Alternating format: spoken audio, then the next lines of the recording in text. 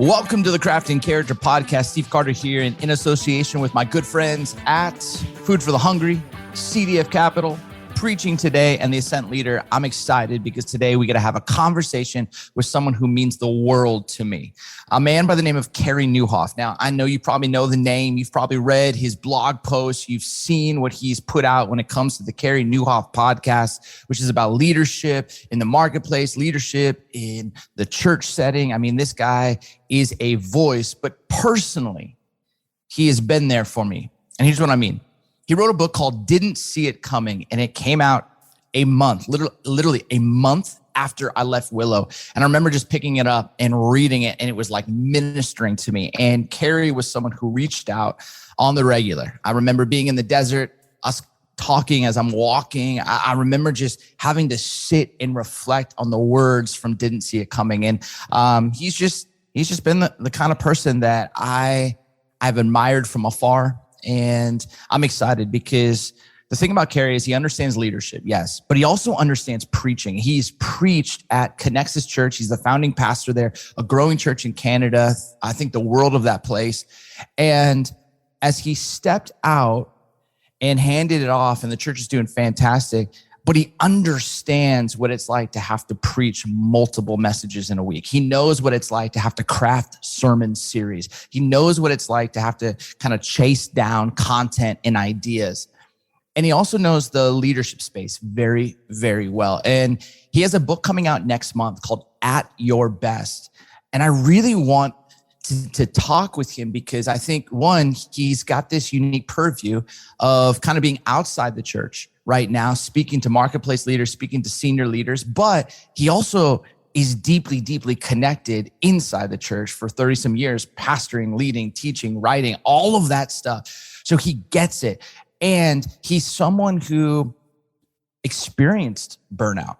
He experienced the pain of not doing it at your best and has really learned some lessons that I think, especially coming out of 2020, especially in the midst of 2021, for many of us emerging voices, for many of us senior pastors, for many of us teaching pastors, you need to hear this.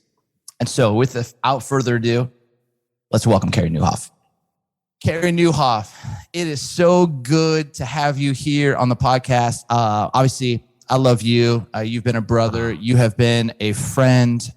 You've also been someone, I know most people know you from the Carey Nieuwhof podcast and all of the content that you consistently are putting out that's helping marketplace leaders, that helps preachers, pastors like me. But for some of the young emerging voices, they might not know the great communicator, preacher that you were at Connexus Church. I mean, I would tune into you often when you were teaching in Canada. I think recently even went back to a message that I had saved that you had given pre-COVID at Menlo Park. And I loved the message. Yeah.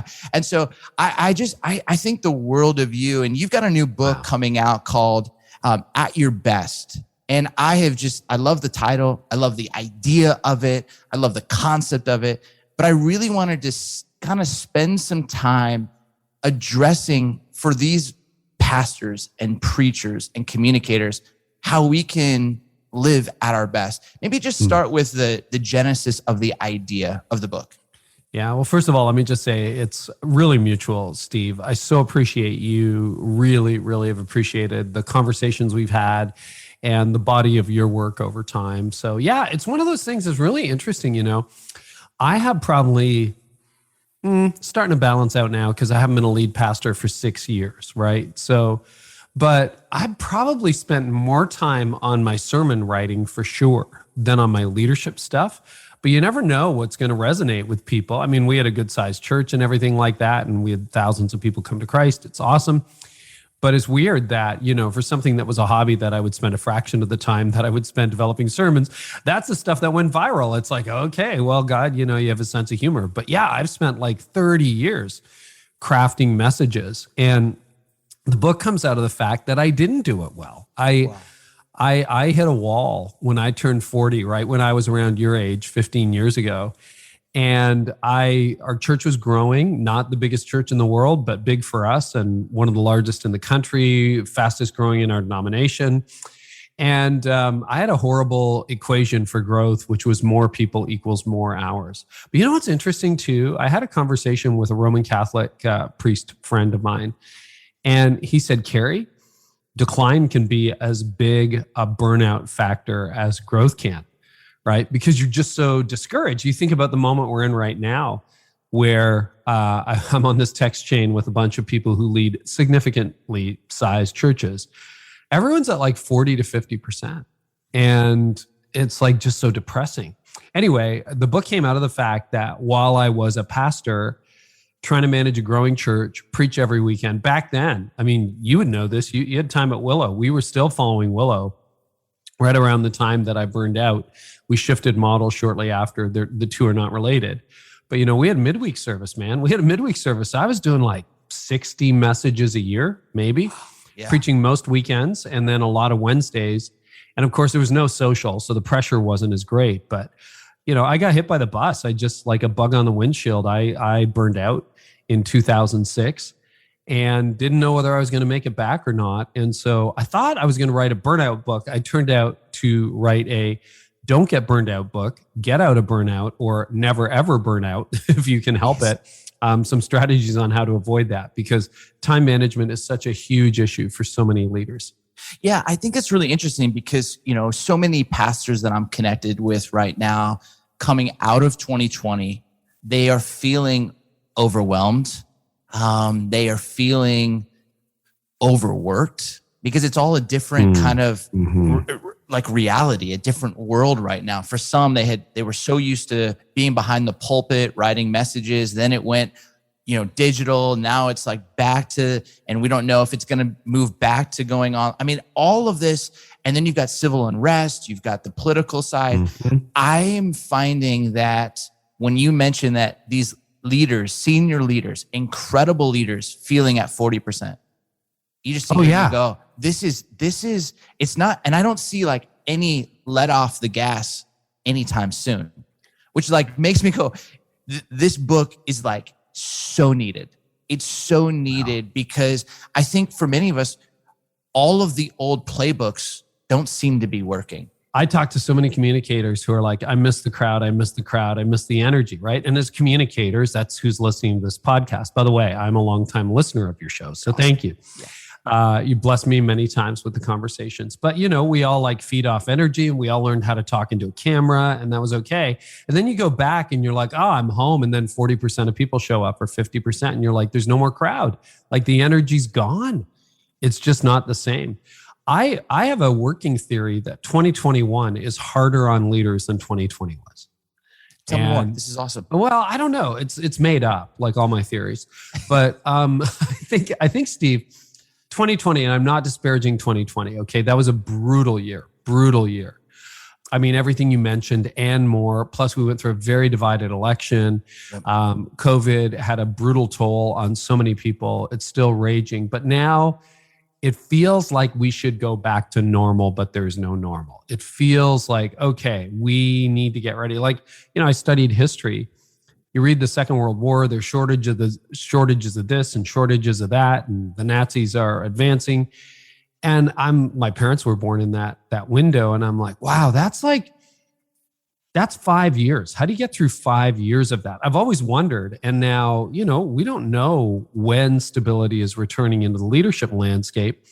And the mistake I saw so many leaders make in 2020, which made it into the book, thank goodness for deadlines, but it made it into the book, was I hear people saying, like, go back to second quarter 2020, right? When the whole thing is hitting, whole coronavirus is hitting. People are like, I just got to make it to summer vacation. And then they come back from summer vacation, they get hit in the face again, in the stomach. Then it's like, well, I got to make it till Christmas. And then, okay, I just got to make it until my summer vacation 2021. And what would happen is we keep looking to time off to heal us. But the problem is time off won't heal us because the problem is how we're spending our time on. And so I wrote At Your Best to deal not with sabbaticals and vacations and all that stuff. That's easy enough to figure out. But how do you spend in the meat grinder of leadership, and Sunday's coming and you got a message and you've got a series, plus you got a side hustle. You know, a lot of your listeners are probably bivocational and they're getting schmucked, and it's just an unsustainable pace. So I think that's the problem we're in right now. That is amazing, because I think you're right. Like, I think early on, I thought I was in a 5K that then ended up becoming a marathon that, by Thanksgiving, I was like, oh, this is a triathlon. And then I'm like, oh, this is an Ironman. And like, just not feeling like it just kept getting extended out. And I was like, I'm not adequately prepared for this. And, but you kept like going, okay, just got to make it to this finish line.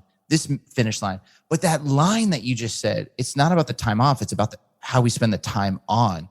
Talk about that, because I know in your book, you address this and you kind of make a little bit of a comparison between what you refer to as a stress spiral and the thrive cycle. But talk about time on and how that plays out with that. So the stress spiral describes the vast majority of people alive in Western culture today. And it's basically, I feel overwhelmed, overworked, and overcommitted.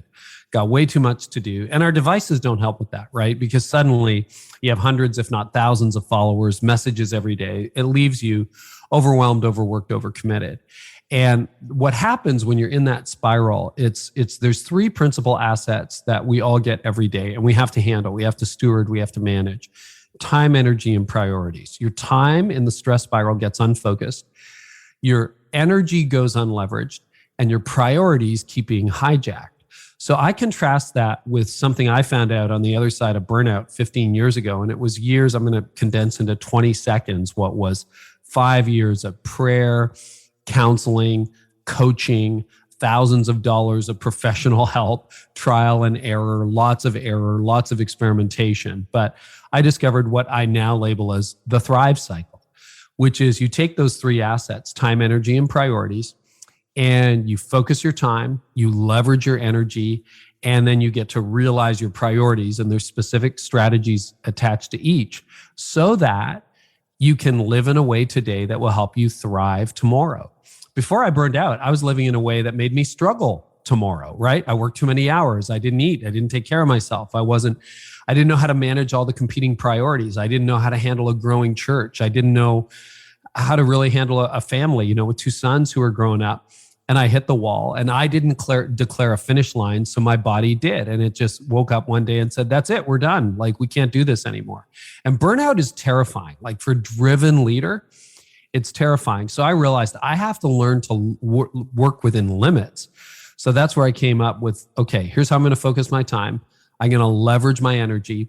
I'm going to realize my priorities, live in a way today that will help me thrive tomorrow. And do that by doing what I'm best at when I'm at my best. So that's the thrive cycle. And that's what the book unpacks. That's so incredible. I love how you just said that around time, when focusing it, leveraging your energy, and realizing your priorities. I mean, that's just, I love how, that'll preach. I think what you are naming, if you could go back, and let's say I know you hit that burnout wall like 2006. Let's say it's 2004. And you can go back 17 years, taking what you know today, the research that you've done. I know we've got so many pastors and communicators and preachers that are listening to this who feel on the verge of burnout. I mean, I could read email after email of people who are just saying like, I don't know if I can make it another season. I don't know if I can make it another quarter, and what would you have done differently? I mean, at Connexus, it was a growing church.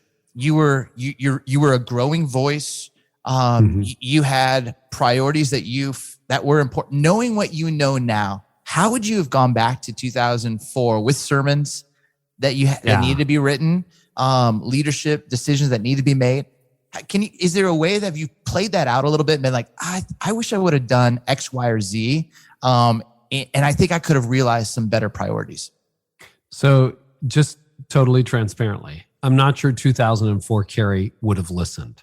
He was too stubborn. He was too driven, because people kept telling me, dude, you're going to burn out. And I'm like, no, I'm not. That's for weak people. Like, I've got this. And then, my body is like, we're done. But that said, here's what's so ironic. I am leading so much more now than I did in 2004. And I took a month off this summer. I have hobbies. I have a team. My marriage is in a better place. My sons are grown, but we have a real relationship. And so I think I have had to take my own medicine and learn that. So here's what I would do differently. Time management, there's a million books out there. And I burned out when I was actually fairly decent at time management. What I didn't do, I couldn't do energy management. I couldn't do priority management. So I have a few time management hacks in the book. But if you're like, oh, another time management book, no. There's a lot of others out there. But the real key for me, I've got some tips on that, was energy and priority. So let's talk about energy. What I realized is I get 24 equal hours in the day. So does everybody listening to this podcast, every leader, every church leader, every pastor. You get 24 hours in a day. And although the hours are equal, they don't feel equal and they don't produce equally. So looking at my own life, but then also supplementing it with a lot of research and, we're learning a lot about the human body. It's generally accepted now that most people have 3 to 5 productive hours a day in them, period. That's it. Like, we're alive for 24, except for the day we're born and the day we die. But we get 24, but we're only really at our best for 3 to 5 hours. Now, Cal Newport would agree with that. Brain science agrees with that. So many researchers. And in my own experience, anecdotally, a good day is 5. A normal day is about 3 really peak hours. And if you're creating content, we have mostly content creators listening here, that. Like, it's not like you can do series writing for 9 hours and be as great at hour 9 as you were at hour 1. You're just not going to be. So that raises the question, okay, I have 3 to 5 great hours. So I divide the day now into 3 different zones: green, yellow, and red. So Steve, are you a morning person, night owl? Yeah, you're morning. Morning is my best. Big rock. It's the green. It is everything for me. When you're writing the thing beneath the thing, you're like writing that in the morning, right? It's not 8 o'clock at night. Right. Okay, great. And listen, I think morning people have an advantage, but if you're a night owl, don't stop. Okay. This is not you got to be a morning person. It's not that. Then your best hours are at night. Daniel Pink says, most people are midday, sometime between 10 and 4, they kind of hit their peak. So you got to figure that out. There's also a couple of hours every day where most of us are really tired. Like, get me some caffeine, poke me with a stick. Let me take a nap. I better go for a walk or run or do something. I'm going to fall asleep right here. What would those hours be for you? Like, what hour sort of tends to be the bad one? Typically around 2:30. I start to kind of, I have a dip for about 90 minutes and I have to go for a walk. I'm here, Pacific Standard Time. It's like 11:45 right now. I'll have I call them like these energy bursts for about 90 minutes, 60 to 90 minutes, and have 3 of those. But usually around lunchtime, I'm like, it's another one of those that I typically am having conversations with people that I just love. And so around lunchtime for me is another one of those peak conversation opportunities for me. Okay, good to know. See, this is all self-awareness. So mine happens around 4 in the afternoon. 4. That's when, if I'm in a meeting, it's like I am doing everything I can to stay awake. I'm trying to stay focused. If I'm writing, there's typos galore. You're just not at your best. So you have your green zone when you're at your best, your red zone when you're red zoning, you're just not great. And that's being human. And then everything else is yellow zone. And so what I started to do was divide the day into 3 zones, and they will vary. Like, maybe you get most of your green zone in the morning, but a little burst after lunch. I take a nap often at lunch and I have some food, and then I I got another great hour. I can do some really good editing or some writing or that kind of thing. So the challenge with a lot of leaders is we ignore our energy levels. So we don't fuel them, we fight them. It's like, I'm just going to get this thing done, even if it kills me. And then the other problem we have is if you get 3 to 5 good hours in a day, a lot of us don't spend them strategically. So I'm a morning person. I used to be the king of breakfast meetings. So I do breakfast meetings, right? So I'm a preacher. I'm supposed to preach, but I got to go out. I got to meet this donor. I got to meet the staff meeting. I used to do my one-on-ones at breakfast because they were more fun that way. And so you know how they go, right? You leave the house at 6:30 or so, get to the restaurant at 7. It was supposed to be an hour. turns out to be an hour and a half because you know how those breakfast meetings go.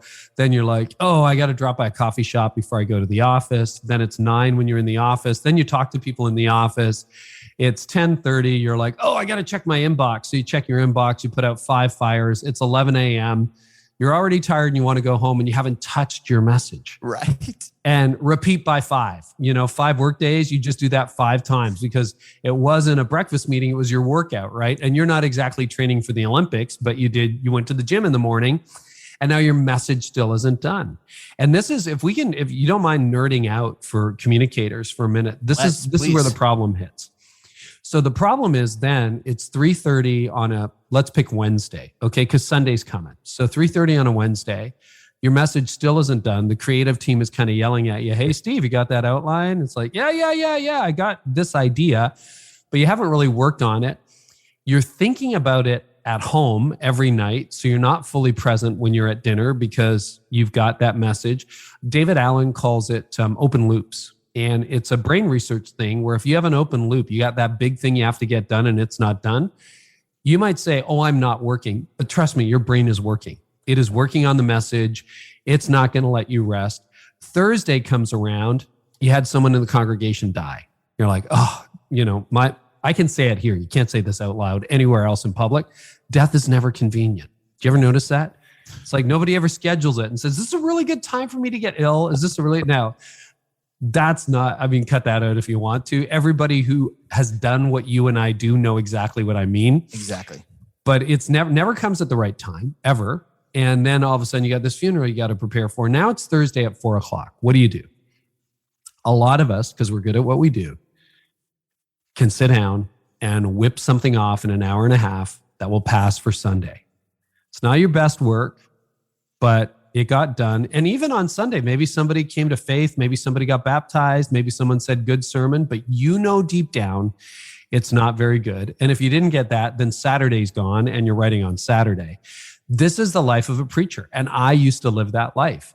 So what the At Your Best framework does, the Thrive cycle, I call it, living in a way today that will help you thrive tomorrow, is you protect your green zone, which for you and I is in the morning and probably for a lot of listeners. You do what you're best at in that green zone. So you take your most important work that has the biggest impact for preachers. Guess what that is? Preaching. And you do it Monday morning and you carve that time out. So when I say, hey, Steve, you want to get together for breakfast Monday morning? And you're like, sorry, Carey, I have a commitment. Preachers are terrible at saying that because if you have an open calendar, which most people do, it's like, what are you doing Monday morning? It's like, nothing. Oh, good. Come to breakfast with me or come to my office or come here.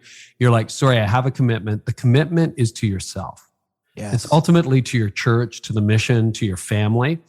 You get that message written. It's going to take you a few days, but you pound it out, Monday, Tuesday. By Tuesday afternoon, you pretty much have a finished outline finished. Your creative team is happier. If you work ahead, they're thrilled. Now you got the whole series done. Your creative team's happier. You go home and you're fully present. And as you know, Steve, like when you were teaching over the years at churches, if you get that sermon done or the series outlined, it almost doesn't matter what else happens during the day because you got the big thing done. So that's the big idea in the book. I love that. I think seriously, being able to have the self-leadership and take responsibility. I think sometimes we as pastors, we almost feel like we're in this caring for others profession, which we are. Mm-hmm. But sometimes we almost become the victims and, well, I gotta do this and I gotta do this and I gotta do, and we're almost these martyrs and our family pays. And our congregation pays, and our preaching pays, our bodies pay. And what I so appreciate is you saying, no. It's okay for you to have this self-care because your family's going to win. Your congregation's going to win. Your ministry's going to win. You're going to win when you do this well.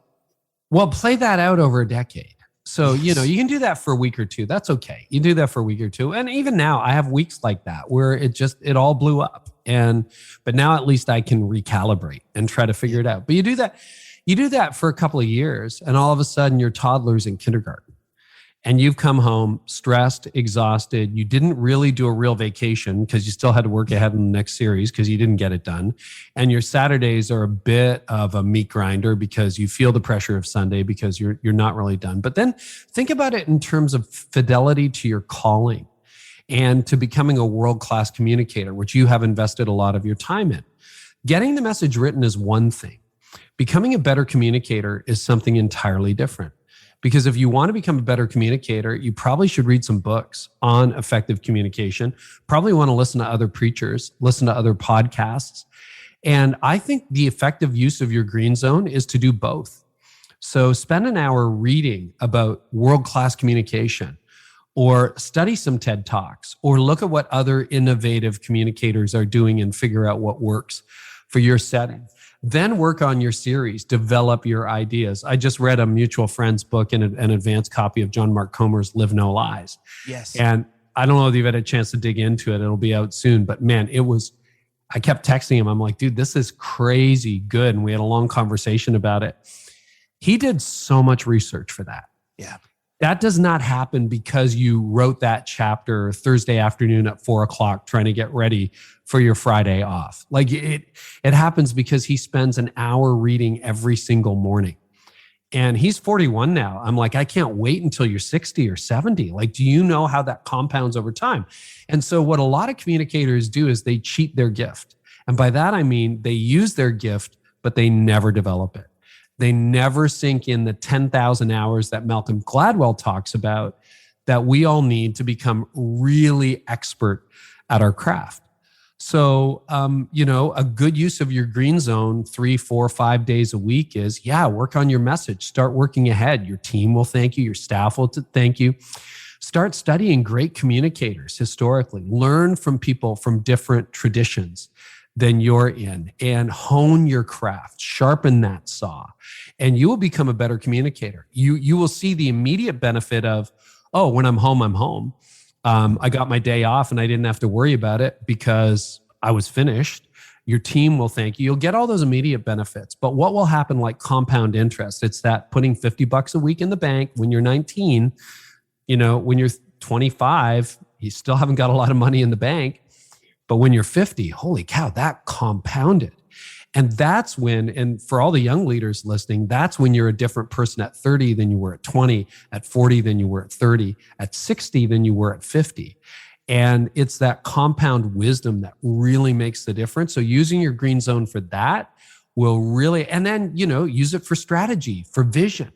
I always found when I was a preacher, if I preached well, if the vision was crystal clear, if our team was aligned and healthy, if we had resources to do what we needed to do, almost nothing else mattered. Wow. As long as I did those 4 or 5 things, Connexus always did well. So I would use my green zone after I, burned out and recovered and figured this stuff out. I would just spend my time on that. If a little team member was getting a little bit sideways, I would give them some of my best energy. And I would say, hey, can we just talk about the vision? Can we just talk about what happened between you and her? And we'll just describe that, because if it's divided at the top, it's divided at the bottom. That's right. If it's unhealthy at the top, it's unhealthy at the bottom. If it's healthy at the top, it's healthy at the bottom. I don't know how that is, but that's true whether your church is 40 people or 40,000 people. If there's a little crack at the top, so use your best energy, and that requires focus, that requires energy. So using your green zone for that, and then, fill out the expense report in your red zone. Yep. It'll probably be accurate, doesn't require too many brain cells, and get it done. On the other hand, if you're the accountant and you're responsible for the financial health of the church, well, then you better write your P&Ls in the morning when you're sharp, rather than at 4:00 with lots of errors. Sorry, missed a couple zeros there, right? You don't want to be that guy. So that's all about energy. And that, I think, is the Archimedes lever that really changed my world and allowed me to do so much more in such less time. I love that. Well, let's flip it for a little bit though. Yeah. And let's say I'm a younger communicator and I've been really privileged because 2 of the 3 communicators that I worked for and under, their green zones were the morning, 2 of the 3. One of the 3, our green zones were opposite. I was morning, he was afternoon. So like it was different, and which was okay, gave me freedom. But one of the the ones that their green zone was during the morning, they were more of a builder, and they wanted to have meetings while I wanted to study to write messages. What would you say to the younger leader who is going, man, my green zones are being hijacked by somebody else that I work for? What coaching would you give to that? Love that question, and a very real situation. So we're not all founders. We're not all CEOs. So we don't all have control over our calendar or senior leaders. So what do? I would say focus on what you can control, not on what you can't, because instinctively there's something about the human mind that just says, well, I can't control that, so therefore this doesn't apply to me. So what I would do, let's break down a work week. So you get 168 hours each week. And then I'm going to get very specifically to the scheduling question you're going to get to. So I'm not dodging the question. Yep. I'm just getting there with the big picture. 168 hours in a week. A work week is typically 40, maybe it's more, but let's just say for argument's sake, it's 40. That gives you control over 128 hours of the week, which is pretty sensational. But then let's break down the work week. So I've had the privilege, before I wrote this as a book, I was teaching this on the road. So I've probably asked this question to thousands of leaders and a lot of pastors. And I'll ask people, because that question always comes up. I don't have control over my calendar. What do I do? So I ask leaders, of the 40 hours you're at work, how much is command performance? Like you have to be in this guy's office at 2:00, or right. It's all staff meeting, or you have no control over it. Most people, it's 10 to 12 hours.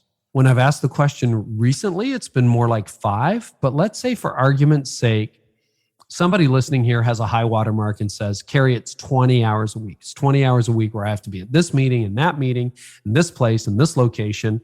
Okay, great. Do the math. That means you have 88% of your week within your control and 12% that you don't. And most people, it's half that. So you've got over 90% of your week in your control. So that frames it as it's probably less of a challenge than you think, but it's very easy to say, well, you wreck my green zone every Wednesday with that one-on-one, right? So what do you do when he wrecks every Wednesday or Monday with that one-on-one? Here's what I think you do to your boss. Number one, you go to your boss and you say, hey, listen to this podcast, bought this book. I got this idea where I would like to become a better communicator and far more effective at what I do. What it may involve is perhaps, would you be open to moving that meeting by 2 hours or so, or moving it to another day, or, insert compromise here? Would you be open to that? I promise you the result, and I'll give you the ability to evaluate this, but within 2 months, I hope to be better at what I'm doing, better at communication. Are you open to moving that meeting or this series of meetings for 2 months as an experiment? And then see what happens. Now, most reasonable bosses, and I know we don't all have a reasonable boss, but if you have a reasonable boss, the boss will say yes. Now, you better use it for what you said you're going to use it for. Yes. And hopefully there is some noticeable improvement in your communication style. Most bosses would say yes. Then at the end of the 2 months, if there is some improvement or at least no damage, they're probably going to leave it the way it is. And so I would negotiate that way. The other thing I would say when it comes to meetings, because now people are when they do this material, they start to compare green zones and red zones. And, is a meeting a strategic use of your green zone, or is it better in a yellow zone? That really all depends what you do. If it's like content ideas and you're a preacher, green zone might be a really good use of that time. It might be a yellow zone thing. The thing to avoid in team meetings is try to make sure most people aren't in their red zone. Those are never good meetings. Right. Okay, I had one leadership team at a very big, successful, growing church, 8,000 people. I led them through this material, did some consulting with them, and they compared notes, and they hated their leadership team meeting. And then they realized most of us are in our red zone. They moved it by a couple hours. They all loved it again. So that's amazing. Carey, one of the things that I have just been beyond blessed by you is the content that you create. And, you've gone from, one season creating 60 sermons in a calendar year, not to mention other conferences and things that you were teaching at.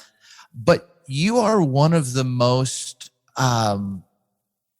gifted at distilling an idea down. you just did it right here, just with starting the conversation at the 30,000 foot level and then bringing it down to what we have agency over. I'm curious, and I've asked you this before. We did a communicators workshop for a backstage pass. And again, one of the things that I'm always blown away by is how you are able to have these healthy open loops, but then not just think about them, but it's like on maybe a bike ride or your perfect lawn lines, like you are just being able to take notes and distill them down into really bite-sized ideas that I can put into practice, which leads me to this question. One, how do you do that on the regular? And then how far out are you typically? Because I think this will be really helpful for communicators when they're reading something or thinking something, processing something. You obviously give it time, distill it down, live with it, and then are able to offer it up. How do you do that so frequent? So the key to all of it is to have a really good capture system. That can be notes on your iPhone. It can be Evernote. I still use Evernote. Could be a voice memo system. Could be a Google Doc or a Word doc that you just keep opening up. Lots of people have different ideas. And I should say it didn't start this way for me. But as I realized, as our church got bigger, there are the whole stages of church growth thing. And at 1,000, or even 500, preaching becomes one of the defining characteristics of a church, right? If you got 50 people, it's like they're just happy that there's someone with a pulse in the pulpit. And, I started there, right, with 50 people. And they were happy that I was 50 years younger than the last guy. So that works in your favor. And you're kind of going Sunday to Sunday. But then as our church started to grow, I started to really think about, okay, these series actually matter. So I started a capture system. And by the time haven't been the lead pastor for 6 years now, but by the time I stepped out of that role, and I continued as teaching pastor for a while, I would have 2 to 3 years of series ideas in the bank. And anytime I was reading something that was just a little bit curious, sometimes it was like just an obscure note that only I would understand. Why did David take a walk on the roof? Right? Something like that. Just hit me. And I don't know. And then sometimes I'd have an idea for a series, and they often do hit you at the most random moments, which is why they're never like series planning. I'm sitting down in front of my keyboard to write something. No good ideas ever come there. They always come when you're in the shower, mowing your lawn, out for a walk. And there's actually brain research now that describes why that is. It was Nietzsche who said there is no, what did he say? There is no thinking without walking. And there's something about movement and the brain and the way God designed us that makes that work. So that's the capture system.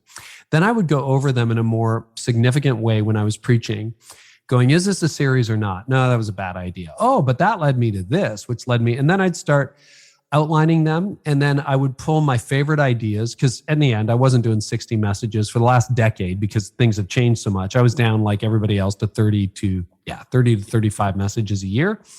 But what are those series going to be? What are the messages going to be? I'd pitch them to the creative team. And then if an idea wasn't right for the time, I'd just either discard it or put it back and maybe rework it for the following year. So, and by the way, when that idea bank got low, I realized it was my time to step back from preaching. So I've still got 1 or 2 series in the bank that I haven't used. And maybe if it fills back up to 4 or 5, then at some point I might say, yeah, put me in again. But I'm taking a little sabbatical from preaching. However, the same model works for content. I have an Evernote file just called 2021 blog ideas, which is a mishmash of ideas I thought of on the fly, articles I've read, clips, phrases, thoughts that I just write down. And then I go and look at that archive. It's a mess. If I gave it to you, you'd say this guy has some problems. But to me, it makes sense. And then I just go through it and I'm like, oh yeah, that's a really good idea. And if I can get the bones of an idea, then I know there's something there. If I can get the 3 things, 5 things, 7 things, if I can get the main idea, the thrust, then I have it. And the reason capture is so important, and we all know this, is you have a really brilliant idea, you get interrupted, you don't write it down, and then you think, what was I thinking again? And it was really good. And sometimes you don't get those back. Right. Sometimes they don't come back. It's like, I don't know what that was. Okay, I trust you, God, but it's gone. And so that's my capture system. And that's what's fed me for about 20 years now of preaching and communication. And same with guests for the podcast. If I hear somebody, I just quickly take a screenshot or send the link to that podcast to myself in Evernote. And then I know, oh, I think I want to interview this person or whatever. But it's, and then that closes that loop because I know I've got it. And then I can go back and I can easily find it. That's amazing. That's amazing. Well, I mean, the fact that you're disciplined for that capture system is paying incredible dividends to all of us who just kind of hang on the words of those blog posts or the conversations that you have on your podcast. And I honestly believe this book is going to be so helpful in the marketplace, but man, it is going to bless so many of the pastors and the preachers that listen to the Craft and Character podcast. I want to end with this. If you could just for a moment, just riff, what is your hope, your real hope for, if a pastor picks this book up and you could just from one pastor's heart to another, just say, hey, this is why I think you need this book. Why I want you to dive into this book and what it could mean for your community, your congregation, yourself. What would you say to that? You need to stop living at an unsustainable pace. And the vast majority of people listening to this podcast are living at an unsustainable pace. And the stakes are high. You could burn out. You may not. I don't know. But that's when people make terrible decisions. That's when moral failure starts to happen because you're numb. You don't feel anything anymore. There was a Deloitte study released this summer 2021, of executives a year and a half into the pandemic. So this is the marketplace, not the church space. 82% of CEOs said that they leave the office every day or their work every day mentally and physically exhausted. 59% said they are unable to pause or take a break. 49% can't sleep at night. And I don't think pastoring is that much different these days. And the toll, because I paid some of that price in my 30s, the toll that takes on your family. Read my wife's book at your, before you split. Like, we didn't split, but my goodness, it was rough. It was rough. And that was a frazzled guy with no margin and no reserves, trying to lead a growing church, trying to lead a family and not doing a great job. And I don't want that for people. And I've learned how to live in a way today that can help me thrive tomorrow. And I want that for you. I want you. This doesn't have to be the suffer fest you think it has to be. There is another way. And if you quit ministry, which a lot of people are doing right now, great. You don't resolve this, all those problems go with you into your new career. Yes. Whether you work for yourself, whether you start selling insurance or homes or cars or whatever you end up doing, all those problems go with you, and you just trade one set of challenges for another. If you master this stuff, things will really start to change. And honestly, at 56, I feel so much better than I did at 36. And we'll see what 76 is like. Give it a couple decades. I don't know. But you should be getting better, not worse, as you get older. And most of us are getting worse, not better. And that's got to stop. Man, Carey, that is fantastic. Okay. You just said something, though, and it triggered an asterisk, a question. And then This will be the end. This will be the end. For generations, we have these generations that I think have handled work and their approach to work differently. Boomer generation, the greatest generation ever. You have Gen Z, Gen X, millennial. And I think for a lot of boomers, it was you go to work. You don't, you find it, you find the energy, you find it. Something's happening where I feel like too, like on a millennial side, you're watching, I can't imagine any Olympian like Simone Biles basically saying, I'm not going to try and do this and go through with this. And she just said, hey, I bravely, courageously was like, I can't do this. Yeah. And it was like, and just going, I feel like there's a generational difference to how we're approaching this, which when I hear you speak about this, you are speaking and pastoring and leading to each of the generations with self-responsibility, but have you seen like, man, there is a depending on what generation you are born into, a kind of an easier ability to identify your green cycle, your green color, your green, or a harder to even take care of yourself? Yeah. So most of the team I'm with right now, my company, they're all millennials or Gen Z. So they're significantly younger than myself. And I would say for this generation, most of whom are listening to this podcast, that would be most people listening to this show, this is a real issue.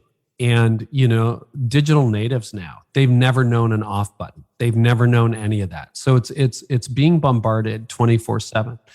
One of our company values is pursue health. And it was one of our church values too in the last few years of my leadership. I think it still is actually. And the question is, it's the thesis of this book. It's a life message of mine. Am I living in a way today that will help me thrive tomorrow?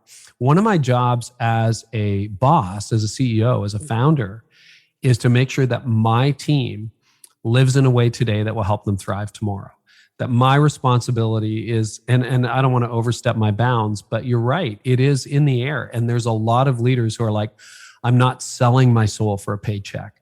I will try to figure out, the FIRE movement, financial independence, retire early. I'll try to figure that out. Or I'll work for myself, or I'll have a side hustle, or I'll get some job that just pays the bill, but I'm working for the weekend or whatever. And it's like, okay, there's another way. I love what I do. This is my legacy project. This is my retirement. Okay, here we are in my retirement. I'm doing what I love to do. But I also love my wife. And tonight, we're going to hang out. We might go out in the canoe, have a hot tub at the end of the day. I am not going to sell my soul to try to do something in the name of Christ. Like, I think I almost did that at one point. And Jesus said, I never asked you to sell your soul. Like, I've never asked you to do that. You don't have to. And so I think there is a third option. I think there is another way that does work cross-generationally. And healthy bosses want their employees to have real lives. Healthy bosses want their employees to be thriving. I checked in with my EA this morning. One of my questions, she took an extra day off, and I want my team to take time off. I want them to take lots of time off. I want them to rest, but I want them to enjoy their time on as well. And I asked her, how was your weekend? You went kayaking and everything. And so we just talked about pace. And I'm like, good. If it gets to be too much, let me know. Now, you know what happens? You might be like, what kind of environment is that? People give you more at work. Right. Because when they're at work, they're on. Yep. They're like, I got something in the tank. I love this. And so you get more done at work and you get more done at home and all that stuff. So it's a virtuous loop. That's what excites me the most about it. Carey, seriously, you are living away today and sharing that info and knowledge that is helping guys like me, pastors, leaders all over the world, thrive today and ensure the chance to thrive tomorrow. So I love your legacy project. I'm so grateful for you. Thank you for joining us on the Craft and Character podcast, man. Hey, it means can I let people know one thing? Yes, please. Yeah, we threw some bonuses in. So if you're listening to this before the book releases, or around the time, go to atYourBestToday.com. That's atYourBestToday.com. We have a free masterclass, and we sunk significant resources. So don't think, I shot it on my iPhone. No, we broke the bank on that one. And there's a bunch of free resources for you at Your Best Today, plus all kinds of interactive things that accompany the book. So you can check it out there. Awesome. Carey, thank you.